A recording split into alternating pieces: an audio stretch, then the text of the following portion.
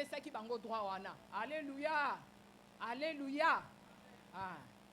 Alors c'est un peu comme ça. Donc tokanisa makambo epesami ebele na droit de na droit ya basi. Et chaque année na biyamba eza na États-Unis na ONU, eza la biso na Congo, batu basanganaka batala eloko nini obiso basi tosi toke liboso. Alléluia. Pe eloko nini ona biso tozwi te. Nde omona batu basanganaka, ba organisation féminine basanganaka, basi basanganaka, bipai na bipai. Po ete batala eloko nini etikali na basi, eloko nani etikali na basi te. Bande konanga leto akabana mkina bana omona mwasi akufeli mobali. Ba okata ye suki, ba kocha ye poto, ba kosala ke pardon. Alo bateti ba okunda mwasi.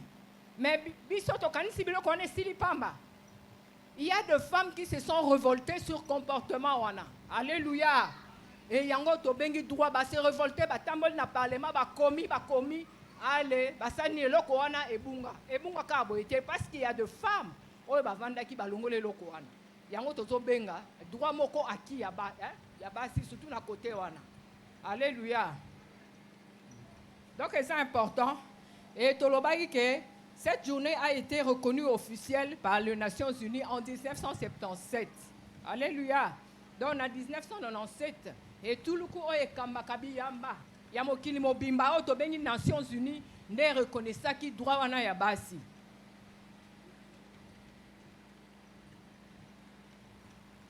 Et toyebi lutte wana tolobaki uta in États-Unis et comme en Europe ti et comme na biso awa. Et netoza wana likambo abasi etali biso nyonso, etali ka abasi ya politique te, etali les femmes chrétiennes, etali tout le monde. Mututa lobanga makambo wana etali ngate. Tout le monde est concerné. Et tozo kende lombango. Tozo kende lombango tomona thème na biso ya international. Pour chaque année bapé sera thème. Et tozo na thème international. Nana thème national.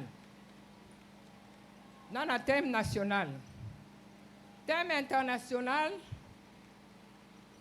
de droits de femmes. En 2023, ezali pour un monde digital inclusif. Nabao bazokoma. Pour un monde digital inclusif. Innovation et technologie pour l'égalité de sexe. Bana classe tokoma. Bana classe fotokoma. Thème national. On a des termes à niveau États-Unis. Mais à niveau État, ils ont rappelé thème na bango, mais ils ont calqué na thème international. Alléluia. Yango biso a na RDC, thème na biso national eza éducation numérique égalitaire pour la paix et l'autonomisation des femmes. Ba thème national na Congo eza thème mususu, Congo Brazzaville. Na Benin ko eza thème mususu. Mais thème wana eza calqué na thème ezali international. Alléluia. Et ce qui total na ba thème wana mbale na kolobaka ndambu likola basi tokota na matériel biso apoko lelo. Et ce qui total ba thème wana mibale digital numérique et se retrouver. Et ce qui total wana lingo la sa technologie. Alléluia. Biso basi tolinga makampe minga technologie te na lo batera terre makambo etali ba ordinateur etali complication ba téléphone ko kende ba nini o toki pa ngo mingi te. Alléluia.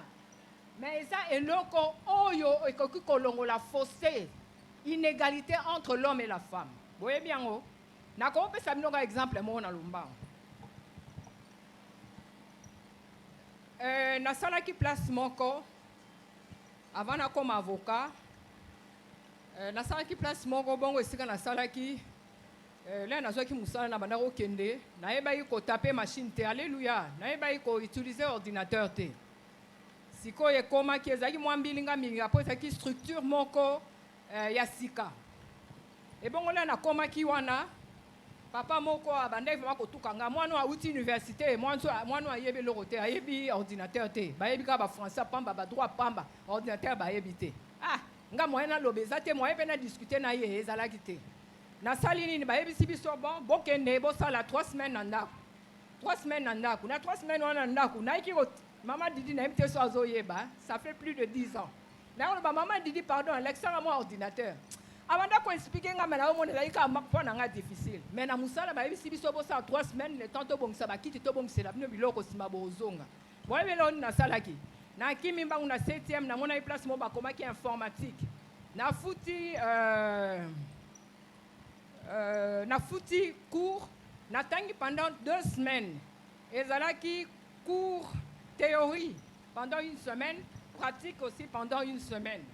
Alors na yebaki tovandi ka boye babengisi biso babi bozonga na ba papier na bino bapesi bino bozonga boye obanda musala boyebi mutu wana kaka akeska mundele monsieur Tafani ayebisi alobi ngana yebisaki yo mwana mwasi wana bato nyonso bazonga me mwana mwasi wana ozonga te po aza secrétaire rapporteur na musala na biso oyo na musala na Conader bongo na musala na biso oyo esengeli kaka mutu mo ayebi machine po asola na ba partenaire malamu ngana yebisi na otale kabwe mundela benga bileka na kuna na machine mama na leka na machine mundela yebisi ngai tu me saisis ce texte et puis tu fais le tableau et puis tu imprimes na vandi akanisa na yebite mundela zo leka na kaka tala ngai na tapé bien, j'ai saisi le texte, j'ai fait mon tableau et puis j'ai imprimé. Monde la Kotibo, vraiment.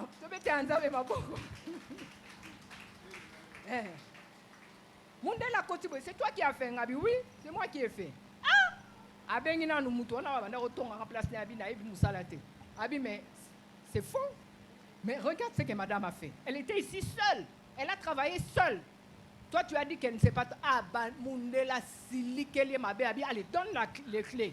Bazu ba clé, bazu bilo union so ba pe singai. Alors azan musala. Bomoni hein, kotange za bien, koyebe za bien. Nazali na ka licencié na ebaki na ngate totanga ki pe ordinateur te. Mais nazu mayele. Et sali nini? Que différence wana ezaki ngana papa wana elongwa yeba longoni musala ba tiangai. Alléluia. Pour ya zaki militaire donc il pouvait pas travailler là-bas. Alléluia. Alors na eba ikozwa place na ye. Alors j'attire l'attention. Ma jeune fille, oui, je sais que on est licencié en droit, on est licencié en économie. Et les jeunes garçons, les jeunes filles, les bisonyonso. Quand on a l'inégalité, on a ma maman, on a la formation. Il y a les formations d'une semaine, de 2 semaines, où ils doivent se tenir. Naïvi Sibino, Ngai, Banda na commis avocat, Banda na salle de la société civile, en tout cas, Naza, na ba brevet formation. Na cause en 11. Alléluia. Et presque dans le domaine nyonso. Alléluia. Mais moi qui les alina ne suis quitté, moi comme ça se retrouver. Alléluia. Alléluia. Ngana sala, to sala makam so budget bimi, to critiquer budget, to ke tina parlement, to ke tika ba critique na biso, to lobi ke institution ba zo mbongo ebele. Mbongo wana sa kuna bo tien éducation. To sala ngo be ba ki par bisote. Mais chaque année nous le faisons. Alléluia. Mais l'année passée, je n'ai pas participé avec nos amis. Tobe te la nzambe wana maboko. Pa mama boza bato motuya, bon se ridiculiser te. Nzamba tika ibiso neta wana te. Alléluia. Yesu alinga ite toya oyo zala kaka oyebite oza courbe oyebe loko moko te mibali bazoyeba. Okoki kosala o mibali bakoki kosala biso pe tokoki kosala. Donc il faut vraiment tolinga kosala nini komatisa niveau na biso. Le droit de la femme c'est kolongo la fossé wana ya différence wana entre biso na mibali kwa basi bakanzaka ndenge tozaka na se tozana se te Yesu alingi ndenge wana te et tosilisi ma te na biso le 8 mars mais tolingi koloba moboko oya za même racine ya droit wana ya femme eza Yesu yango wana tokotala relation nini Jésus azalaki nango na basi mais tozika awa échantillon il y a 3 bases nde tokolobela awa lelo na pokwa lelo total à l'olenge o Yesu abana même kolinga différence on a té. Jésus considérait tout le monde. Alléluia. Totel maka 1 minute to vandi. Namoni lem su to utai de ato sto, hein? To ya olemba. Totel ma to vandi. Voilà. Comme c'est l'homme sabiso. Jésus avait une relation naturelle avec les femmes. Alléluia. Yo zawa. Kokanisa te ke oh il faut relation mo so azaki na relation moko naturelle. Na ndenga azaki na basi mibali, na ndenge pa azalaki na basi. Asalaki différence wana te. Alingaki Biso bato papa na ye akela mwasi na mobali ye pa lingi biso na ndenge o papa na ye asalaki nini akelaki biso. Alléluia.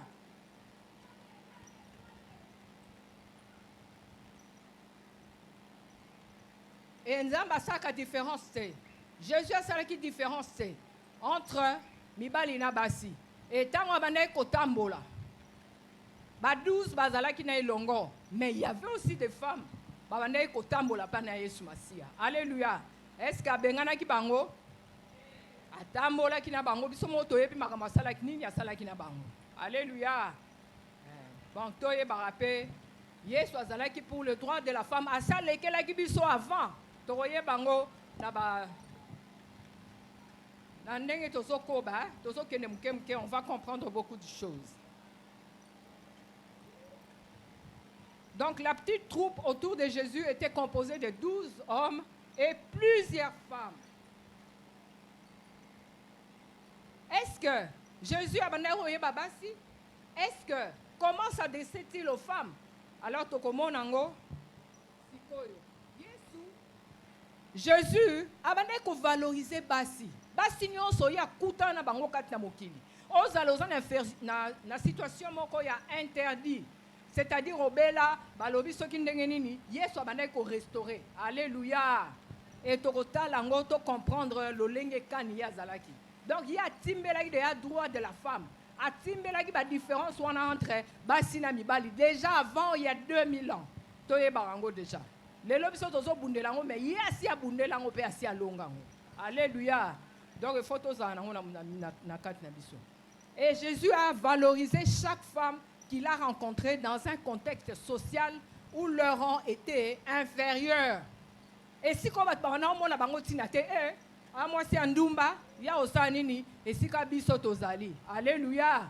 Mais Yesu tango akutana ki atana moi c'est andumba to talango lolenge wa bandai ko se comporter. Et Jésus a manifesté une attention particulière aux femmes, précisément pour corriger un déséquilibre. Alléluia. Wana peut comprendre ngo. Ce qui moi c'est un problème atazo le kana na nzela na ye, alongola ki déséquilibre wana. Alongola ki différence wana. Alongola ki différence wana. O ezo sala ke égalité ya mwasi na mobali ezala te. Alongola ki yango problème interdit ezaki mingi na loi juif likolo ya mwasi. Alléluia.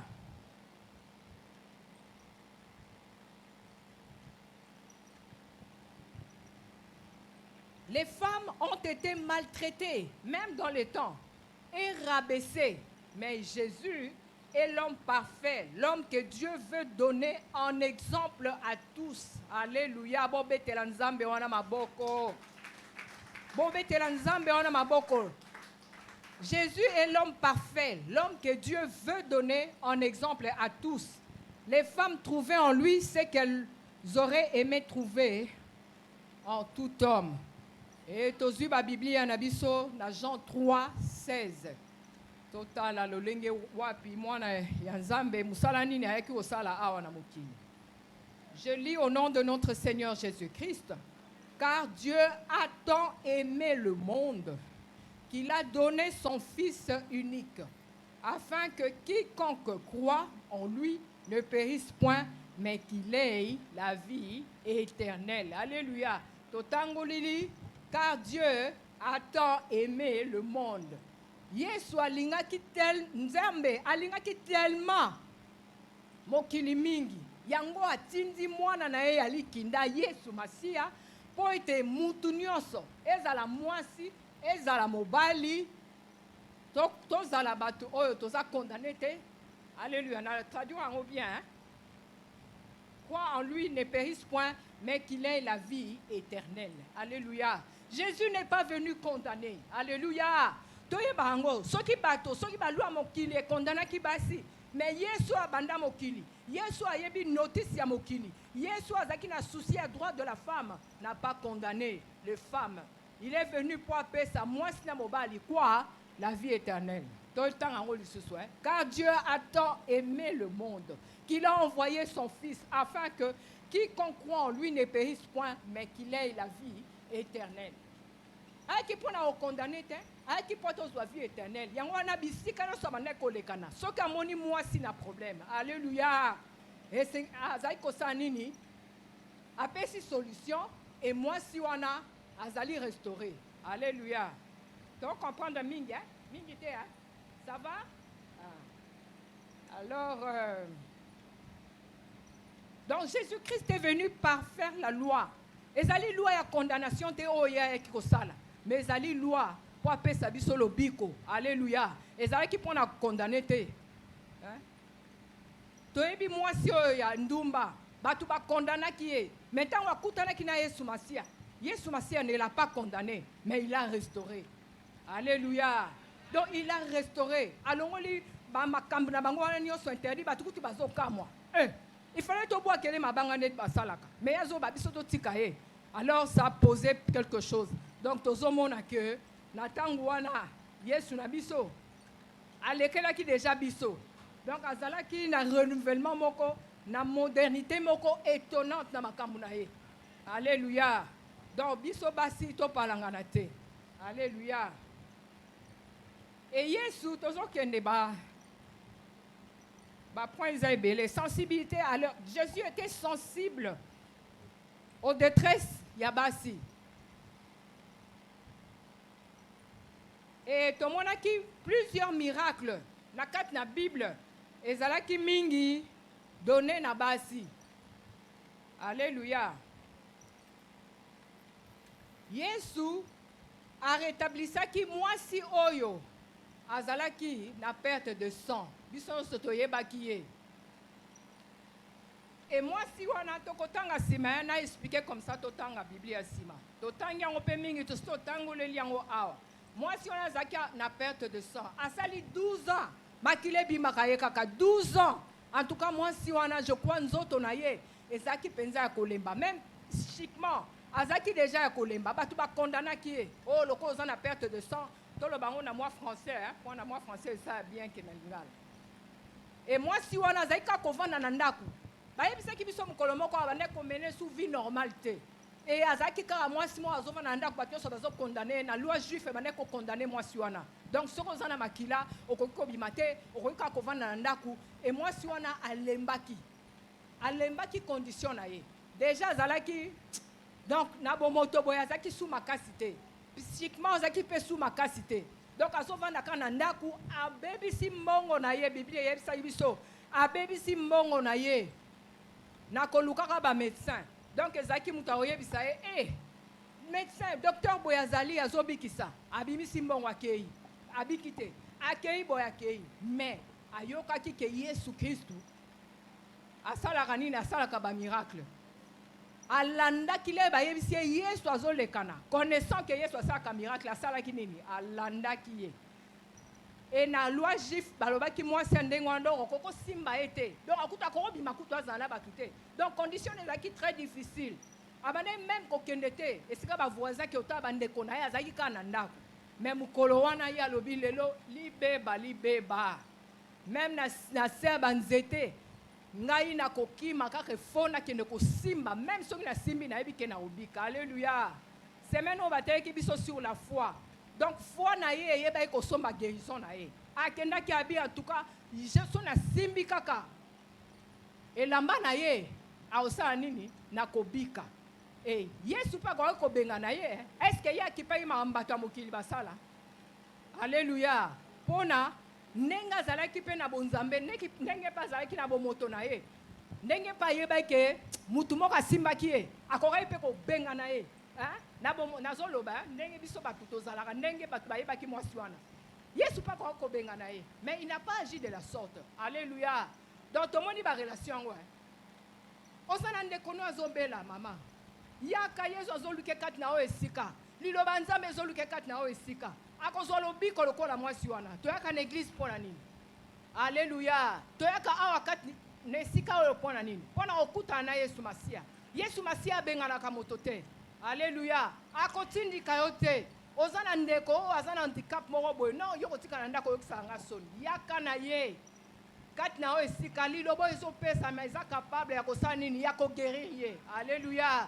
Yesu abengana ki mwasi wana te mais alobi kaka nani asimbi ngai toyeba déjà réaction wana ozoyoka azokende azokende nano asimbinga bongo bayekoli bayebisaki o me bato baza ebele awa sikoyo yo ozotuna so nami tasimbinga abi non quelqu'un m'a touché alléluia donc yesu ayebaki mwasi wana ayebaki aza impur ayebaki bato ya mokili balobaka ke moto impur akoka kosala nini kotouche yo te mais relation comportement ya yesu etonaki bato alléluia alobaki ta foi t'a guéri et alobaki yango na bolingo nyonso yesu alingi biso topesa ye confiance abwakaka bato te arestauraka nde bato oza mwasi oza na likambo pusa na kati na ye akosala oyo ya bikambo alleluya badifférence ezali o ngai kutu nakufela babaki na ngai nakendaka so église yaka na mama wana na église yaka kokutana na yesu kristo akosala po eske azalaki na relation moko naturelle relation oyo elekaki makanisi ya bato alleluya ye azalaki moto ya liboso ayebaki korestaure basi biso nde tosutuki sikoyo alleluya tosutuki peut-être sikoyo makambo yango mpe na bamboka eza mpe kokweya mpo bato mpe baoloba o ndeni wana makilo ovandaka na ndako mponi yaka tokende alleluya donc relation azalaki nango na basi ezalaki barelation moko naturelle barelation moko ya korestaure mwasi ya kokitisa mwasi te ya kozongisa mwasi na eta na ye e mwasi wana ntango basimbaki ye akoki kokende na bareunion mwasi wana ntango basimbaki akoki kosala na makambo mosusu oyo mpe akoki kosala donc yesu atikaki ye te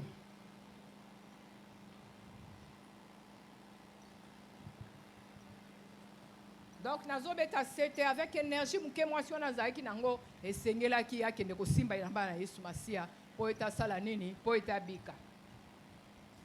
Donc Jésus aurait pu la réprimander pour l'avoir suyé et le forcer à lui parler en public, ce qui était inconvénient. Au contraire, il a libéré de tout reproche. Alléluia.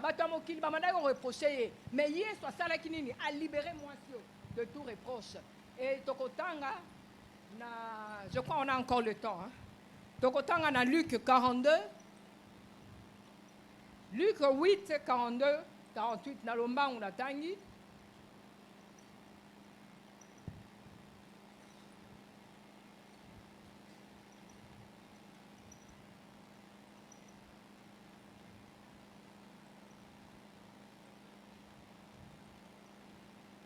Luc 8, je lis au nom de notre Seigneur Jésus-Christ, 42, 98. Autangi ensemble. Parce que il y avait une fille unique d'environ 12 ans qui se mourait. Pendant que Jésus y allait, il était pressé par la foule. Or, il y avait une femme atteinte d'une perte de sang depuis 12 ans et qui avait dépensé tout son bien pour le médecin, sans qu'aucun eût pu la guérir. Elle s'approcha par derrière et toucha les bords de vêtements de Jésus. Au même instant, la perte de sang s'arrêta. Et Jésus dit, « Qui m'a touché ?» Comme tous s'en défendaient, Pierre et ceux qui étaient avec lui dirent, « Maître, la foule t'entoure et te presse. Et tu dis, « Qui m'a touché ?»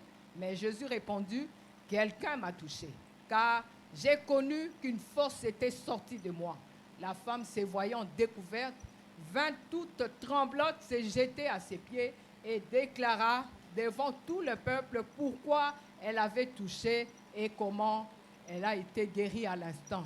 Et Jésus lui dit, « Ma fille, ta foi t'a sauvée, va en paix. »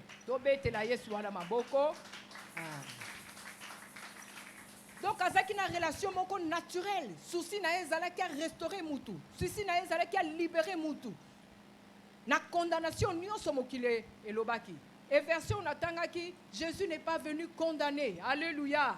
Aye ko condamner bisote. Et toye bakazalaki mutu ya timbela makambo droit de la femme wanaka. Alléluia. Pour moi, si ezalaki chaque année, chaque mois to ebi biso nyonso to perdre makila na biso. Donc ezalaki a tozo perdre makila oza na interdit. Donc o pusana na ba assemblée te. Alléluia. Et to komi na exemple na biso a mibale.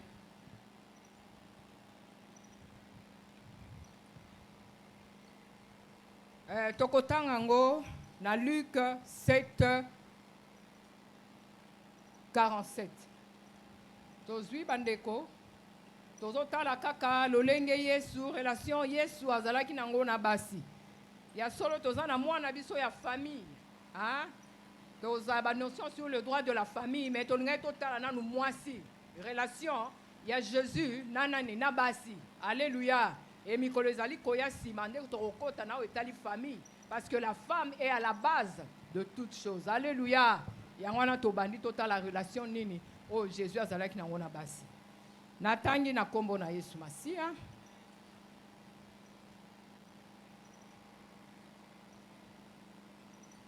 Totelemi totanga.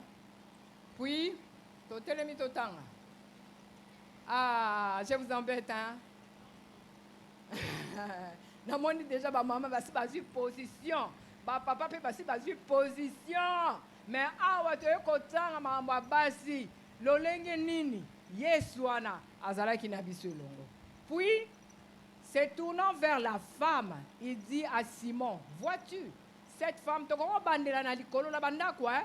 Totanga na likolo to comprendre ango. Et totangia waka na 44 jusqu'à 47. Puis, se tournant vers la femme, il dit à Simon, vois-tu cette femme? Je suis entré dans ta maison et tu ne m'as point donné d'eau pour laver mes pieds. Mais elle les a mouillés de ses larmes et les ayant essuyés avec ses cheveux. Tu ne m'as point donné de baiser. Mais elle, depuis que je suis entrée, elle n'a point cessé de me baiser le pied. Tu n'as point versé d'huile sur ma tête. Mais elle a versé du parfum sur mes pieds. C'est pourquoi je te le dis, ses nombreux péchés ont été pardonnés, car elle a beaucoup aimé, mais celui à qui on pardonne peu aime peu. Alléluia, tovandi. Nalinga ito banda mwa likolo, mais totangi ezalaki pharisien moko. Alléluia. Kaka na bepoki ya Yesu Masia. Et pharisien wana ayambaki Yesu aya kolia place na ye. Alléluia. Ele Yesu aya ki kolia place na ye. Akoti bavandi. Mwasi moko ya ndumba abanene koleka na nzela ayokika bato bazoloba lopango oyo na ndako oyo Yesu azali kuna na bina bandako to notanga mwa likolo pa to comprendre namoni le temps est avancé. Yesu akoti place à mwasi wana bon ba yebisi mwasi wana me yo ozali oyebi ke na ndako wana bayambi mpaya munene abina ni yango Yesu mwasi wana ya ndumba atiki nyonso ya bande kosala akoti ake na makolo ya Yesu asali nini abandi kolela abandi kosopa larme na ye na makolo ya Yesu abandi kolela azwi suki ne abandi kopangusa mai ya miso wana pe aye kozwa parfum awendre Yesu. Alléluia. Et tangu moko mukolo ndako mofarisi awana lobi ami lobi ka ye mona katine lobi en tout cas Yesu azoyeba te soki penza azaka prophète ne alingaki te mwana mwasi ondumba oyo asimba ye. Alléluia. Et Yesu ayebaka makambo nyonso elekanaka ayebisi ye liloba oyo touti kotanga sikoyo yo nga na ye na kati na yo makambo mwasi oyo asali nini akamwisi ngai yo na koti na ndako na yo sukoli même nga makolo te. Alléluia. Mais mwasi oyo makambo asaleli ngai asukoli nga makolo asali makambo ebele aleli asopeli ngai comment ba larme na ye na makolo na ngai maya misu na makolo na ngai asopeli ngai parfum ya talo. Alléluia. En tout cas pour na Yesu talaka oyambi mutu me mutu akumisa mutu mususu. Alléluia. Alléluia. Pe alobi masumu na esali nini esumukaki elimbisamaki bomoni relation wana ndenge ezalaki soki tozalaka vraiment na bomoto na biso boye alinga osali abengani nga na solola na bato aboye te me na ndako ya bato asali nini ayambi ye arestore vie ya mwana mwasi oyo. Alléluia. Arestore vie ya mwana mwasi oyo alimbisi masumu na ye mayebisi ye kosumuka lisusu te. Alléluia. Aokangama na Yesu te Et si ko batu ba mané ko tia le cas, mais Yesu na kati na interdit na ya ndimeli a restaurer vie na ye. A longole na licholi, alléluia.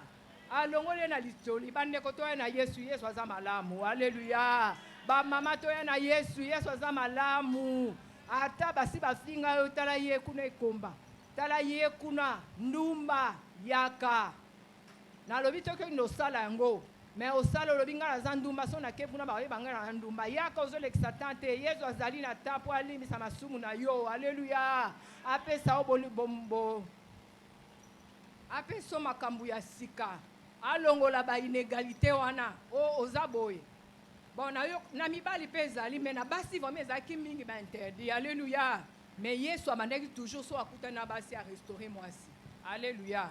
Tozomona ba relation ngo tozomona ba relation ngo. Et ya kosukisa toza na résurrection. Et na lena bandaki ona yebisaki bino na lobi Yesu. Ba mama batikaki Yesu te. Alléluia. Même tangu Yesu amane kokendela memi kuluse ba mama bazaki toujours kolanda ye. Alléluia. Batika ki ete poate asalaki bango makambo minene. Alléluia. Bolo ba Yesu aza bien. Asalaki bango makambo minene. Ti na passion ya Yesu bazalaki ti akufaki ti azaki na kunda babandaki kokende kosala nini kotala kunda. Etango bakomaki na ba mama nde bapesaki nde bazwaki information que Yesu asekwi. Alléluia. Mi betela maboko mama. Wana ezali récompense. Parce que résurrection ezali moboko même ya foi na biso. Soki Yesu asuka tende foi na biso ezali vaine. Mais bapesi eloko wana ba mama baya kosala nini? Baya kopanza sango. Parce que bango batikaki Yesu te. Alléluia. Mama netoza kotika Yesu te. Il y a une récompense. Alléluia. Ata lelo telobi okomona Yesu azolongo la biso ba inégalité. Yesu azolongo la biso ba interdit. Yesu mbasi nyonso bane kokutana na bango atikaki bango te. Et na suka tokotanga na Marc 16:7. Je lis au nom de notre Seigneur Jésus-Christ. Na lingi mutu muso atanga ngapi na tangi mingi. Ngapi na tangi mingi. Ba papa lelo moko na bango atanga. Amen. Tobete la papa, j'y fais ma boko.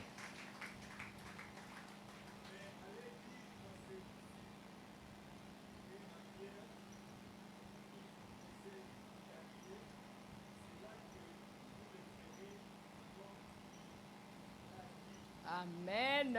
Basi ne bazwaki motu ya wana. Bino mibali bozalaki nini kidiba. Poete na misala ya Yesu Masia. Ba mama bazalaki kaka nzinga na ye. Yango wana pesa biso ba mama eloko ya motuya. Alléluia. Soki ezalaki mama moko nde abaluki abandi koloba.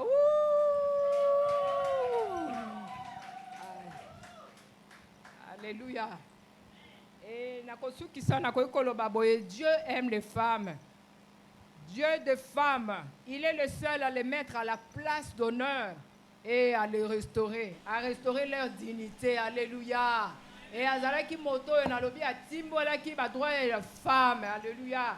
Azalaki po ete alongola ba inégalité wana. Moi sinon so akutana kina Yesu biso totangika 3 échantillons. Mais ce ko kei na Biblia otangi relation ya Jésus na basi okomona makambo ebele. Et natangaki auteur moko kombo na ye aza italien kombo na ye Enzo Blanchi. Ye atangaki mingi makambo basi. Atanga relation ya Jésus avec les femmes. Alors a constaté ki boya lobi boye en substance selon lui l'auteur donc Enzo Bianchi. Et toutes les femmes qui viennent à lui pour être guéries ou le suivre. Et c'est... Attends, pardon, un boli misangai. Et Enzo Blanchi, on a vu un auteur moko italien. Azaki moine. Abane kokoma livre mingi, mais akoma ki mingi na o etali basi. So ki pokoki kokoma kwa boluka et ko édifier biso ba maman.